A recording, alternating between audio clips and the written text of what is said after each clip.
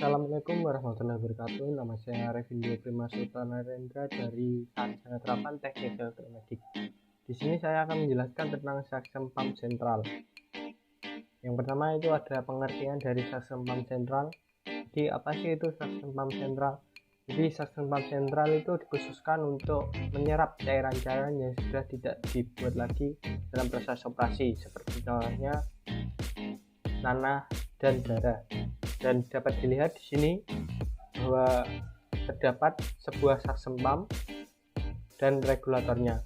Kedua penempatan dari alat ini berbeda, yaitu suction pump ini 2 buah unit motor dan 1 unit tabung ini terdapat di luar ruang operasi, dan regulatornya ini terdapat di dalam ruang operasi. Yang selanjutnya di sini ada jenis-jenis dari suction pump. Di sini ada suction pump manual yang sudah jarang sekali kita temukan di rumah sakit karena sangat tidak efisien. Karena kan saat kita ingin menyerap suatu cairan, kita harus menarik pelatuknya dulu. Jadi kita tidak bisa otomatis.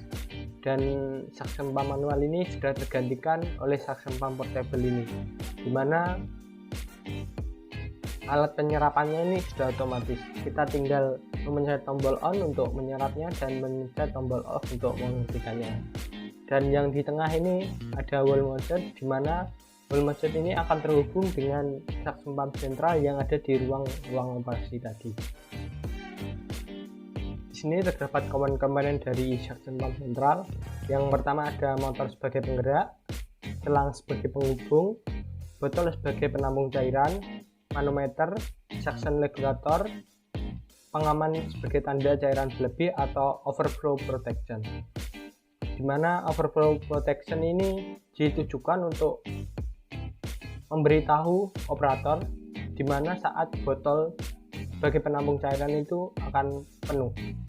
Dan yang terakhir ada foot switch, di mana saat foot switch ini ditekan maka alat akan menyala, dan tidak ditekan maka alat akan mati.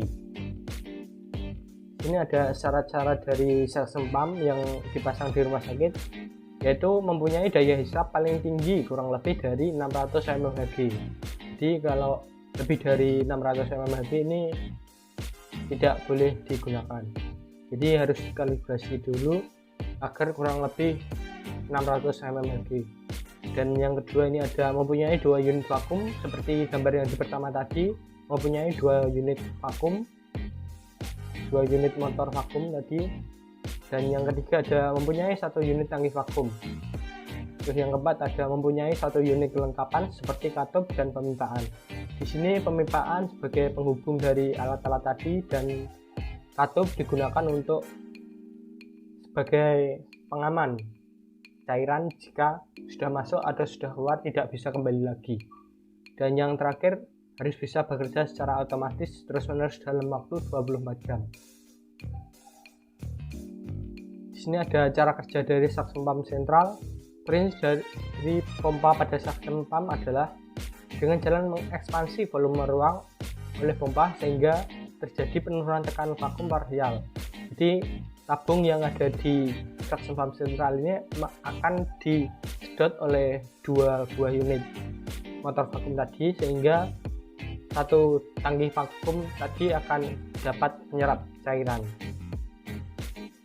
Di sini ada diagram suction pump.